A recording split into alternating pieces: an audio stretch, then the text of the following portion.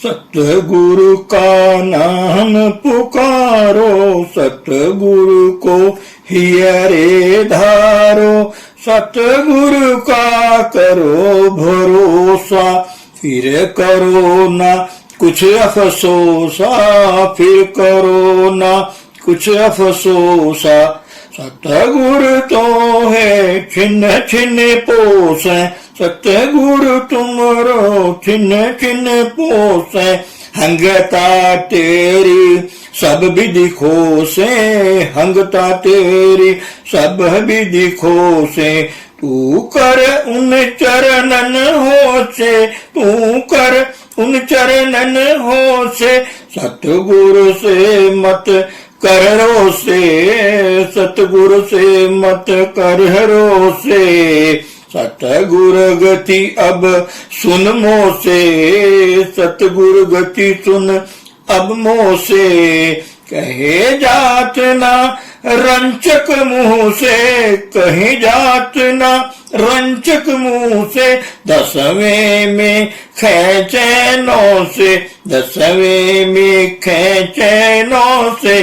फिर एक करे तो ही दो से, जिन पर बख्शिश गुरु की होई, जिन पर बख्शिश गुरु की होई। गुरुमुख ऐसा बिरला कोई, गुरुमुख ऐसा बिरला कोई। राधा स्वामी कहीं बनाए, राधा स्वामी कहीं बनाए। सेवक को गुरु दिया जगाए, सेवक को गुरु दिया जगाए। गुरु रूप प्यारी साध संगत जी, परम पूज्य परम संत सावन सिंह जी महाराज जी अपने अनमोल वचनों में साध संगत को संबोधन कर रहे हैं। दास उन्हीं के चरणों का सहारा लेकर उन्हीं के सत्संग को वाणी में बयान करने की कोशिश कर रहा है। नाम निर्णय करूं भाई, नाम निर्णय करूं भाई।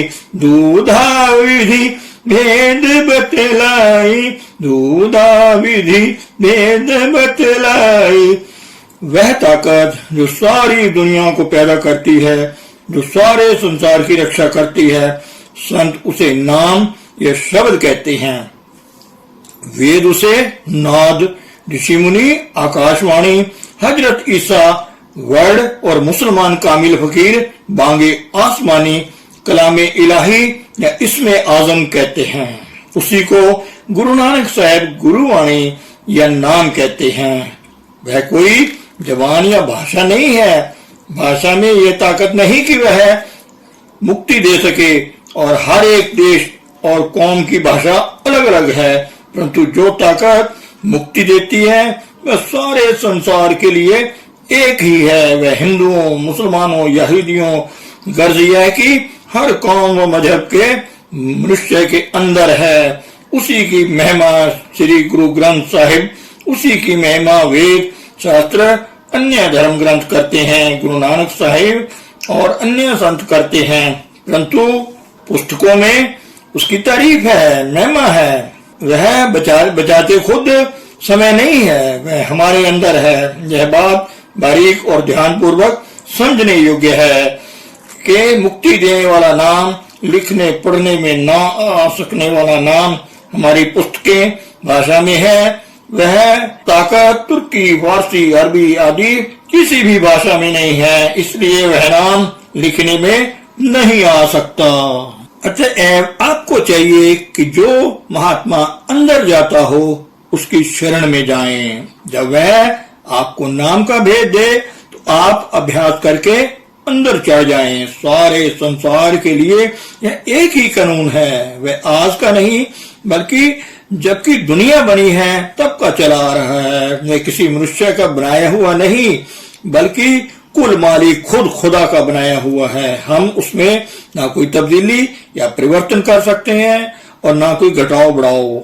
हमें उसके जरिए जाना है। जो कुछ वर्णन स्वामी जी महाराज कर रहे हैं वही गुरु नानक साहिब, कबीर साहिब और मौलाना रूम साहिब कर रहे हैं। वही वर्णन और फकीर व महात्मा कर रहे हैं। कौन से फकीर महात्मा? जो ऊंची रूहानी मंडलों में गए हैं, जो शरीयतों कर्म कांड में रहे, मजमों की गुटबंदियों में रहे, मैं उनकी बात नहीं कर रहा। जो गुरु नानक साहब की फिलॉसफी है, मैं यह कहूंगा कि अभी तक हम उसके दरवाजे पर भी नहीं पहुंचे हैं। जितने पूर्व महात्मा हुए हैं उन सब का मार्ग एक ही है, वह रब्बी या ईश्वरीय ज्ञान है, मनुष्य का बनाया हुआ नहीं है।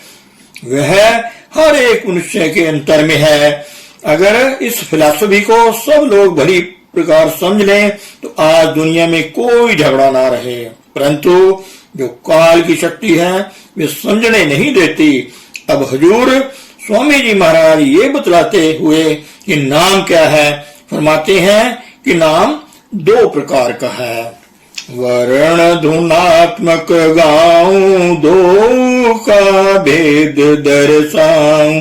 वर्ण कहो चाहे कुछ अक्षर, जो बोला जाए रचना कर। लिखन और पढ़न में आया, उसको वर्णात्मक गाया। नाम दो प्रकार का है, वर्णात्मक और धुनात्मक। जो लिखा जाए, पढ़ा जाए, बोला जाए वह वर्णात्मक है। यह चार प्रकार का है, बैखरी, मध्यमा, प्रशंति और परा। पहला वह जो जुबान के द्वारा बोला जाता है, जैसे हम बोलते हैं, चिड़िया, कौवे तथा अन्य जानवर बोलते हैं। दूसरा वह जो कंठ में धीरे धीरे बोला जाता है। तीसरा वह जो हृदय में बोला जाता है, इसका जबान व कंठ से कोई संबंध नहीं है। चौथा वह जो योगी जन नाभि में हिलोर उठाते हैं, परंतु जो नाम मुक्ति देता है वह इन चारों से परे है। जो दुनिया की किताबें हैं वे उस धुनात्मक नाम की प्रशंसा करती हैं, पर वह उन किताबों में नहीं बल्कि आपके अंदर है। जब आप अंदर चढ़ेंगे तो काम, क्रोध आदि मर जाएंगे, अंदर प्रकाश हो जाएगा, पर्दा खुल जाएगा, आत्मा धुनात्मक नाम से जुड़ जाएगी और शांति आ जाएगी। अगर कोई श्रेष्ठ श्रेष्ठ जन्म है तो वह मनुष्य का जन्म है। इस बात को सब धर्म स्वीकार करते हैं। मुसलमान कहते हैं कि यह अशरफुल मखलूकात है, हिंदू कहते हैं कि यह नर नारायणी देह है। जो रूहानी राज है वे मालिक ने मनुष्य के अंदर रखा हुआ है और कहीं नहीं है। गुरु नानक साहिब तथा अन्य संत कहते हैं कि मनुष्य के अंदर करोड़ों दरिया, पहाड़ है, खंड ब्रह्मांड है।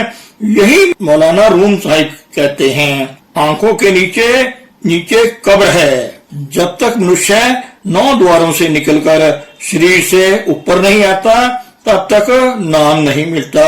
जब तक यह मूल कबलंत मूतु की मौत नहीं मरता अथा जीते जी नहीं मरता, तब तक नाम की लज्जत नहीं मिलती। यह मन इंद्रियों की कैद से आजाद नहीं होता। 9 दरवाजों तक अलग अलग धर्म हैं, अलग अलग भाषाएं हैं और भिन्न भिन्न तरीके हैं।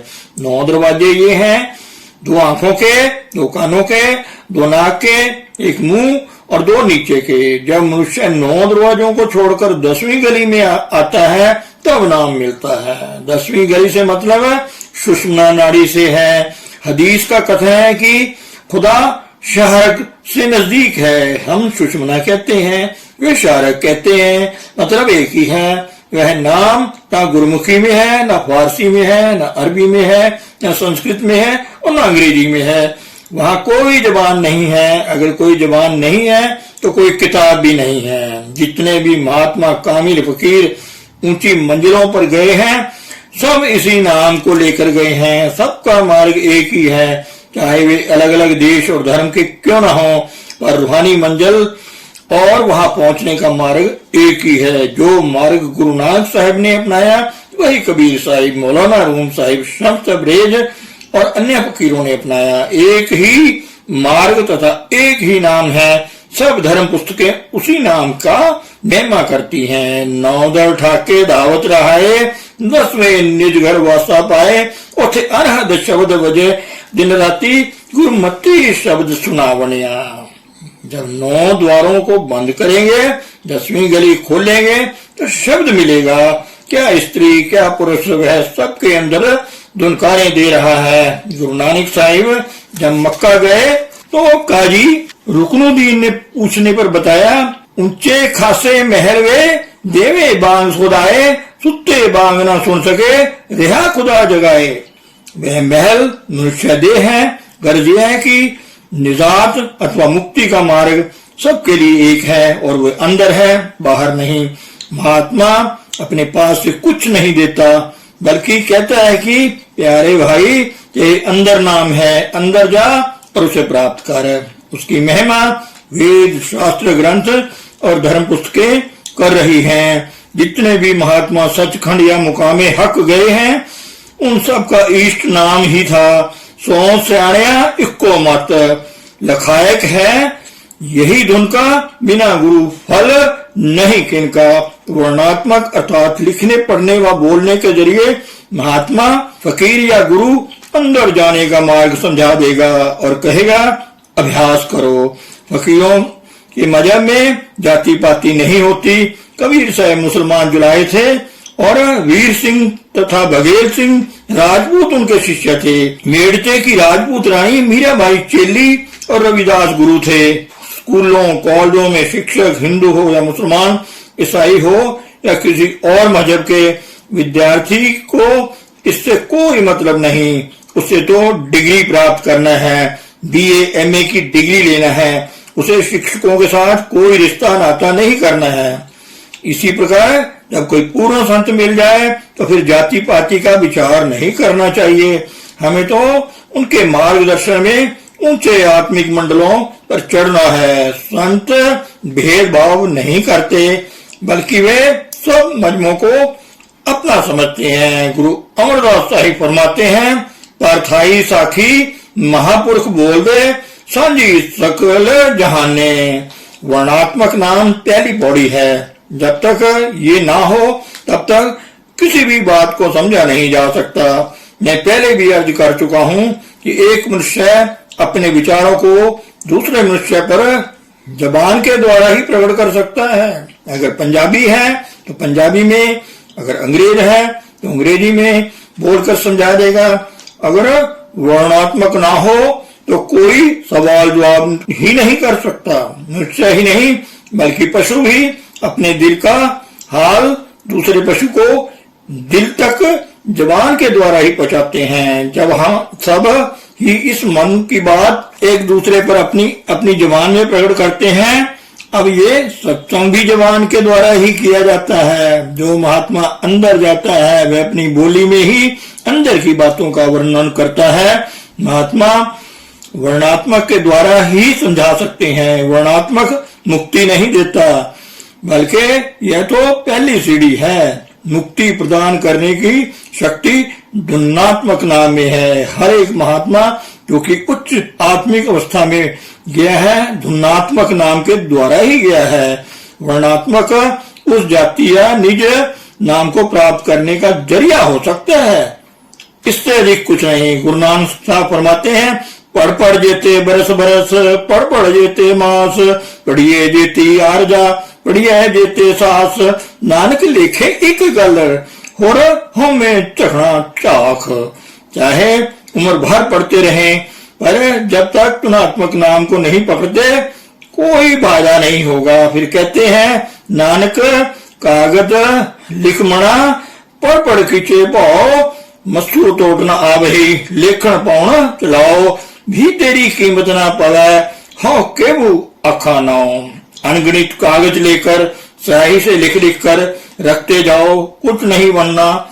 गुरु नानक साहब कहते हैं कि नाम और ही चीज है और वह लिखने पढ़ने तथा बोलने से परे है। सब वेद शास्त्र उसकी महिमा करते हैं। क्या मुसलमान, क्या सिख, क्या ईसाई, वह सबके अंदर है। दुनिया किताबें पढ़ती है, अंदर नहीं जाती और पर्दा नहीं खोलती। जब तक हम अंदर नहीं जाएंगे वह दौलत नहीं मिलेगी। सबकी आंखों के पीछे खिड़की लगी हुई है, पर हम उसे खुद नहीं खोल सकते। शमस तबरेज कहते हैं, खुदा ने मनुष्य की आंखों के पीछे वज्र कपाट या मजबूत पर्दा लगा दिया है, फिर उसे खोलता किस तरह है वह मालिक खुद ही मनुष्य चोला धारण करके हमारे जैसा बनकर आता है और द्वार खोलता है। वह क्या उपदेश देता है? जब तक आपको कोई अंदर जाने वाला महात्मा नहीं मिलता, आप यह आंतरिक दौलत नहीं ले सकते। परंतु जब खुशकिस्मती से कोई ऐसा महात्मा मिल जाए, उसे आप उस्ताद कहें, मास्टर कहें या उसका कोई और नाम रख लें, आप उसके आदेश के अनुसार अंदर जाएं तो आपको ये दौलत, ये ताकत मिल जाएगी। मिले गुरु नाम तुन भेदी, सुध तुन तुनी संग बेदी। दौलत हमारे अंदर है, परंतु कुंजी हमारे पास नहीं है।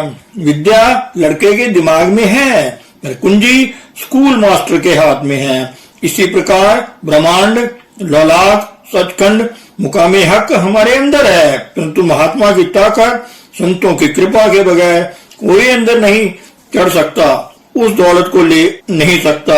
अगर कोई आंतरिक भेद जानने वाला पूर्ण महात्मा मिल जाए तो वह कहेगा कि भाई तेरे अंदर नाम है, तू प्यार के साथ अपनी आत्मा को उसके साथ जोड़ दे, वह नाम की दौलत तेरे अंदर ही है। अभ्यास की युक्ति प्रदान करे और मनुष्य मेहनत कर अर्थात जीते जी मरे तो उसे पा लेवे। वह शब्द नाम है, लफ्ज नाम नहीं है, परंतु वह असली नाम लफ्जों के द्वारा समझा जाता है। महात्मा कहते हैं कि अल्लाह, वाहिगुरु, राम, रहीम, गिरधारी, मुरारी, राधा स्वामी आदि सब लफ्ज हैं। जो शक्ति अल्लाह और वाहिगुरु है, उसके साथ अपनी रूह को जोड़ दो। मौलाना रूम फरमाते हैं कि जिनका तू नाम लेता है उसे देख। जब तक मुसम्मा ना मिले, यह अल्लाह अल्लाह राम राम करने से क्या बनता है? यह तो सिर्फ लफ्ज ही लफ्ज है। कबीर साहब का वर्णन है, बिन देखे बिन अर्स परस के नाम लिए क्या होए, तन के कहे तनी जो होवे निर्धन रहे न कोई। जिसे देखा नहीं, जिसे स्पर्श नहीं किया, समझो कि वह मिला ही नहीं। रुपए रुपए कहने से कोई साहूकार नहीं हो सकता, ना ही रोटी रोटी व पानी पानी कहने से भूख प्यास मिटती है। सो जब तक मुसम्मा ना मिले, किस्म का फायदा अर्थात जब तक नामी नहीं मिलता, नाम का स्वाद नहीं आता। जब वह नामी मिल जाता है, जन्म सफल हो जाता है। जिन लोगों ने लफ्जों को पकड़ा वे बाहर ही रहे, अंदर न गए। अगर कोई पूर्ण गुरु मिल जाए तो वह अपनी आत्मा को अल्लाह, वाहिगुरु, ब्रह्म मतलब यह कि उस ताकत के साथ जोड़ देगा। एकता नाम और नामी करावे जो मिले स्वामी। यह जरूरी है कि महात्मा अंदर रूहानी मंडलों पर जाने वाला हो। ऐसे महात्मा दुनिया में हिंदुओं में भी हैं, मुसलमानों में भी हैं, पर हैं बिरले ही। पूर्ण गुरु की खोज में मैंने 20 साल टक्करें मारी हैं। दुनिया में ज्ञानी अनेक हैं, तरह तरह के वेशधारी बहुत हैं, फिरके बंद बहुत हैं, पर पूर्ण संत बिरले हैं। जब तक पूर्ण गुरु नहीं मिलता, काम नहीं बनता। पूरे गुरु का क्या काम है? नाम का भेद देकर हमारी आत्मा को अंदर शब्द के साथ जोड़ना है। नाम वर्णात्मक गाया, नामी गुणात्मक पाया। पहले कहा जा चुका है कि अल्लाह, खुदा, वाहिगुरु, राम, रहीम, ईश्वर, परमेश्वर, ये जितने भी लफ्ज हैं सब वर्णात्मक हैं, धुनात्मक नहीं है। मुक्ति या शांति धुनात्मक से मिलती है। जो धुनात्मक नाम है वह लिखने पढ़ने व बोलने में नहीं आता। इसके विपरीत जो लिखा पढ़ा और बोला जाए वह वर्णात्मक है। मुसम्मा नामी धुनात्मक है, इसम नाम वर्णात्मक है। जब तक हमें नामी ना मिले तब तक नाम का कोई फायदा नहीं है। जिस तरह खाए बिना सारी उम्र मिश्री मिश्री करते जाएं तो कुछ नहीं बनता, इसी तरह अगर सारी उम्र राम राम, रहीम रहीम या किसी और नाम का जाप करते रहें तो कुछ भी प्राप्त नहीं हो सकता। दुनिया लफ्जों को पकड़े बैठी है और वह जो असली ताकत राम है उसे नहीं पकड़ती। वर्ण से सुरत मन भांजो, बहुत चढ़ गगन धुन साधो। वर्णात्मक के जरिए 6 चक्रों और 9 द्वारों को खाली करके चेतन सत्ता को 10वीं गली में ले जाओ। जब तक सुमिरन या जिक्र करते हैं तो रूह सिमटती है। सुमिरन जरिया है 6 चक्रों और 9 द्वारों से आत्मा को निकालकर ऊपर ले जाने का। सूर्य, चंद्र और तारा मंडल पार कर लेने पर वर्णात्मक का कोर्स पूरा हो जाता है। सुमिरन तो यहीं तक ले जाता है। आगे की रूहानी मंजिलें धुनात्मक नाम या बागे आसमानी के बगैर तय नहीं हो सकती। जब तक हम 6 चक्रों में अर्थात शरीर में बैठे हैं तब तक अलग अलग तरीके हैं। कोई तपस्या के द्वारा, कोई वेदांत, विचार, ज्ञान, राजयोग, लय योग, हठ योग के द्वारा 6 चक्रों को तय करते हैं। महात्माओं को कोई आपत्ति या ऐतराज नहीं। उनका ध्येय तो आत्मा को शरीर से निकलकर आंखों के पीछे ले जाने का है, चाहे किसी तरीके के द्वारा किया जाए। परंतु सब तरीकों से गुरु नानक साहब, कबीर साहब, तुलसी साहब तथा अन्य मुसलमान फकीरों का तरीका आसान है। यह तरीका जिक्र या सुमिरन है। जब हम आत्मा के केंद्र तीसरे तिल या नुक्ता सुवेदा पर बैठकर महात्मा की बताई हुई युक्ति के अनुसार सुमिरन करते हैं तो आत्मा उस केंद्र पर एकत्रित हो जाती है और सारा शरीर मुर्दा हो जाता है। हमें वर्णात्मक नाम के द्वारा, चाहे वह वाहिगुरु है, राम है या कोई और है, अपनी आत्मा और अपने मन को पिंड अथवा शरीर से निकालना है। मतलब तो ये है कि दोनों आंखों के बीच तक अपनी चेतन सत्ता को ले जाओ। यहाँ तक वर्णात्मक है। रिद्धियां, सिद्धियां, करामातें, अंतर्यामिता वर्णात्मक नाम के द्वारा ही प्राप्त हो जाती हैं। स्वामी जी महाराज कहते हैं कि लफ्जी नाम अर्थात वर्णात्मक नाम का जुबान द्वारा जाप करके शरीर को खाली करके ऊपर आ जाओ। वहां धुनात्मक नाम या अनहद शब्द मिलेगा। वह लिखने पढ़ने में आने वाला विषय नहीं है। वहां कोई जबान नहीं है, कोई ग्रंथ या पोथी पुस्तक नहीं है। वहां पर या तो रूह है या मुजम्मा है। धन सतगुरु, धन गुरु रूप प्यारी साध संगत जी। साध संगत के पवित्र चरणों में बेनती है कि इस चैनल को सब्सक्राइब करें और गुरु जी की खुशियां प्राप्त करें।